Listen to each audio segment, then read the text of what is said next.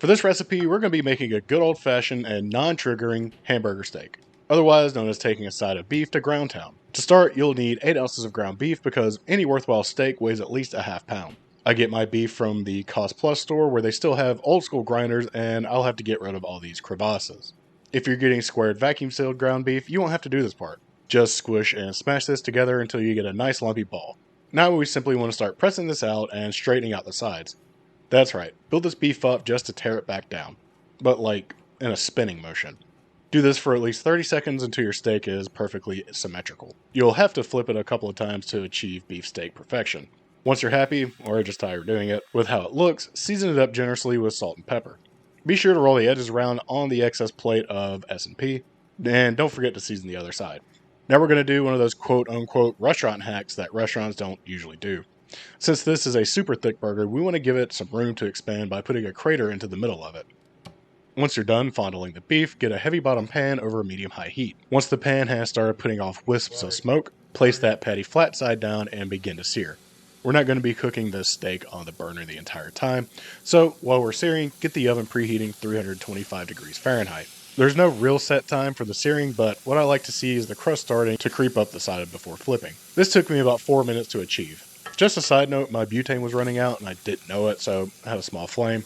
I would have had a much better crust if I had realized this, but that's okay. Sear the other side for about the same time. I gave it one more flip before slinging the whole pan into the oven. I was shooting for a medium because medium rare ground beef is disgusting. I let mine cook for an additional 6 minutes before removing from the oven. And now we're left these little bits of beef stuck to the pan known as fond.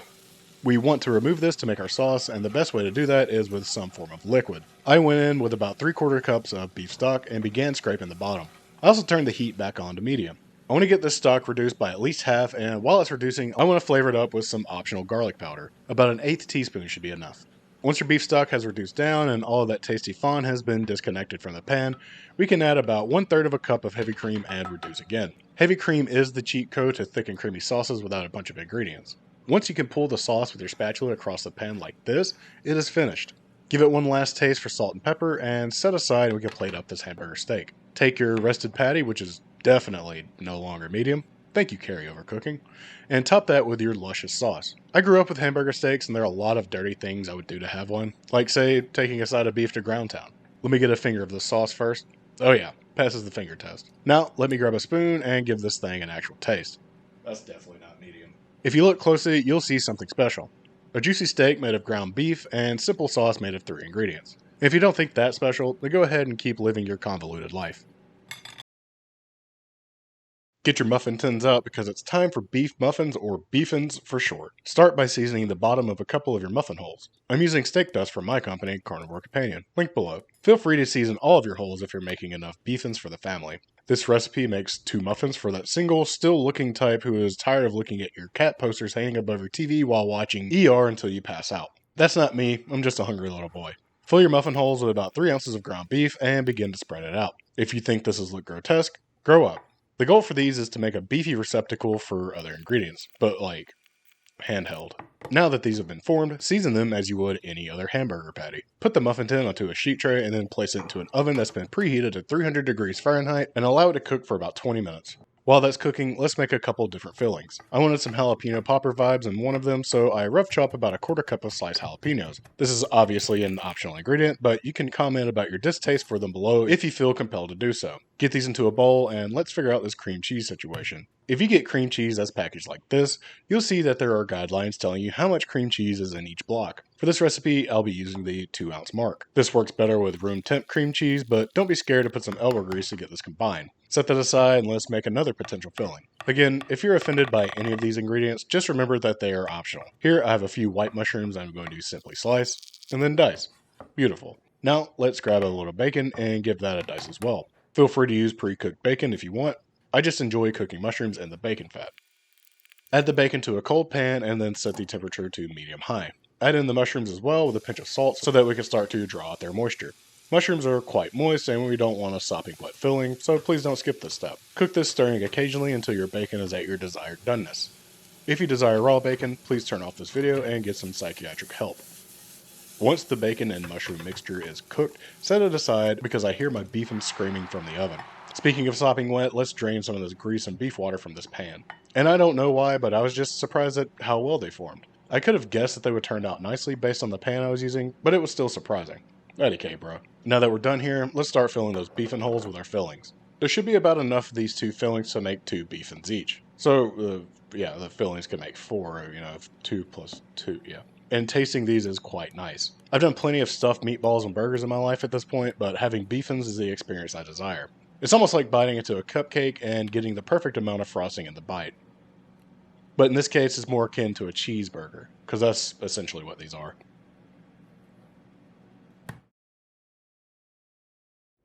Bacon. It's the first ingredient in our beefy Tex Mex Breakfast Skillet. I have 4 strips of some fairly thick cut hickory smoked bacon, and I need to get it into a smaller size. This usually means dice, but you can also take little nibbles with your teeth and spit those out into tiny pieces. But a knife will work better. And that's about it for the bulk of this prep.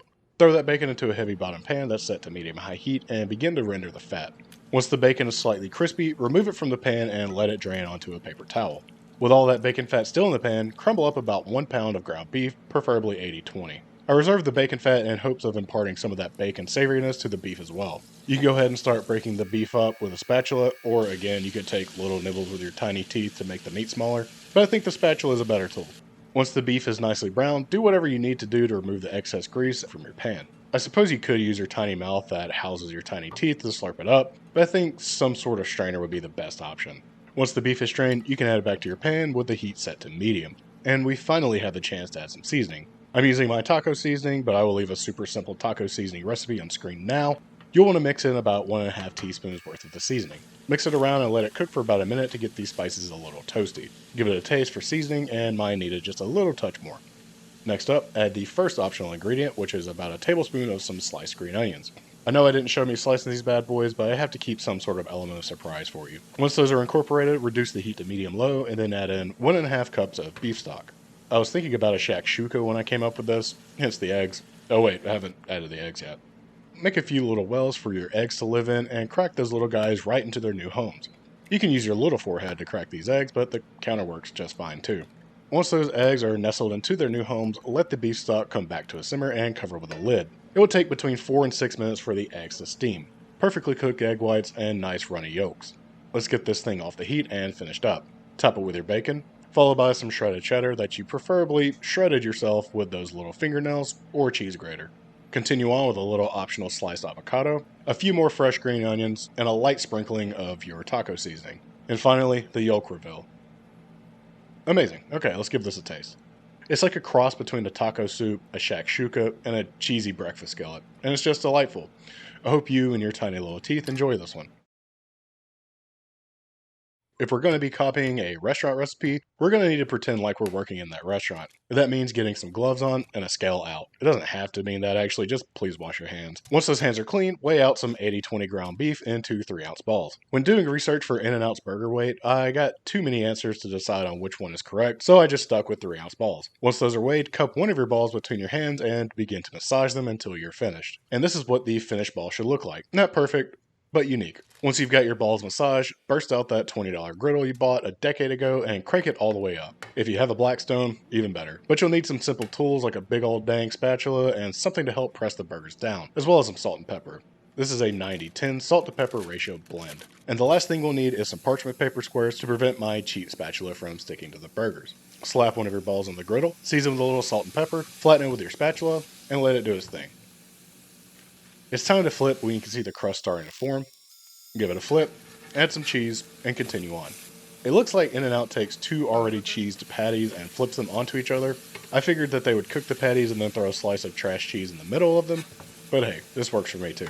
By the way, the griddle is a bit underpowered, but it'll make a damn good flying Dutchman based on this bite. Yeah, this thing is cheesy as hell, and I'm not mad about it, but I am mad that I don't live next to an In-N-Out.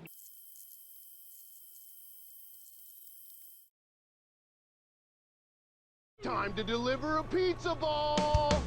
Place 11 ounces of ground beef into a food processor, follow it up with 5 ounces of pepperoni, and finally, some of the optional ingredient, black olives. I probably added about 3 ounces by weight. Since the pepperoni is already pretty salty, I'm only going to add a small pinch of salt, maybe a 1/4 teaspoon, as well as some garlic powder to keep in the theme with, pizza. maybe another quarter teaspoon worth. Process this on low for about 2 to 3 minutes. This might seem like a long time, but I'm trying to emulsify the water from the beef and olives with the fat from the beef and the pepperoni. It will give it a sausage texture. And here's a pro tip for figuring out your seasoning with raw meat. Cook a little bit of it and eat it. That's it. My salinity was on point and this is already delicious. Feel free to stuff these pizza meatballs with whatever you want, but I'm going to use some low moisture mozzarella. If you use fresh mozzarella, just know that your end product will be a bit wet, but likely still delicious. I wasn't sure how many pizza balls this would actually make, so I just cut a bunch. I was able to get 7, but you should be able to make about 8 if you perfectly measure out 2-ounce balls. Grab a small bowl of water to wet your hands to make handling your meat a bit easier. Simply get a wad of your meat, roll it out, flatten it, add some cheese, and then close it up. Feel free to roll it around a little to get even more perfect balls. Repeat this process until they're all done. Place them into an oven at 325 degrees Fahrenheit for 19 to 22 minutes, or until they are lightly brown, or if you've got some cheese bustage. The bustage is fine. That just means you get to taste the cheese twice. Make sense? Good. I want to get a cross section to see the fruits of our labor, and yeah, melty and super juicy. And the flavor is fantastic. If you're into dipping things in the marinara, these would be a great option to dip in. But honestly, you're not missing anything if you eat them by themselves. And look at that, you've got a nice moisturizer that will drive all the ladies crazy. To be honest, I started this recipe in the hopes of something spectacular, but what happened was something actually just nice and simple. Let's tell the story of what happened with a recipe. Either place 2 ounces of pork rinds into a food processor and grind them down into crumbs, or use some already ground pork rinds. In the end, you're just going to need about 6 tablespoons of pork rinds, but I like to have some extra on hand, hence the 2 ounces. Next up, add 2 pounds of ground beef into a bowl. Use whatever lean to fat ratio you want here, preferably 80-20 though. Season this up with 1 tablespoon of steak seasoning of your choice, and then add your pork rinds. Finish this off with 1 large egg, and some optional parsley flakes. I just like the look of them in my meatloaf. Now it's time to become a human stand mixer. Combine these ingredients until homogeneous, or about 2 minutes. Now that your human stand mixer duties are done, dump this mixture into a small loaf pan. If you don't have a loaf pan, just use the smallest baking dish you have and smooth it out. I wrap this in foil, but looking back, I don't really think this is necessary. Either way, place this into your oven at 350 degrees Fahrenheit for 30 to 35 minutes, or until it's nicely browned. Up next, I will show you this glaze I made, but you should just avoid it, unless you just really want to follow in my mistaken footsteps, which is fine too. I added a few tablespoons of warm beef stock to 1 egg yolk and gave it a mix. My thought behind doing this was how you would shine up a loaf of bread. Either pre or mid-baking, you could brush egg onto a bread loaf, and it'll make the bread look like 10 times better. I'll show you what happened, but first let's drain off some of this beef juice. I couldn't find my pastry brush, so I just kind of dumped this quote-unquote glaze on top and spread it around with a rubber spatula. I placed it back into the oven for an additional 5 minutes and was left with this.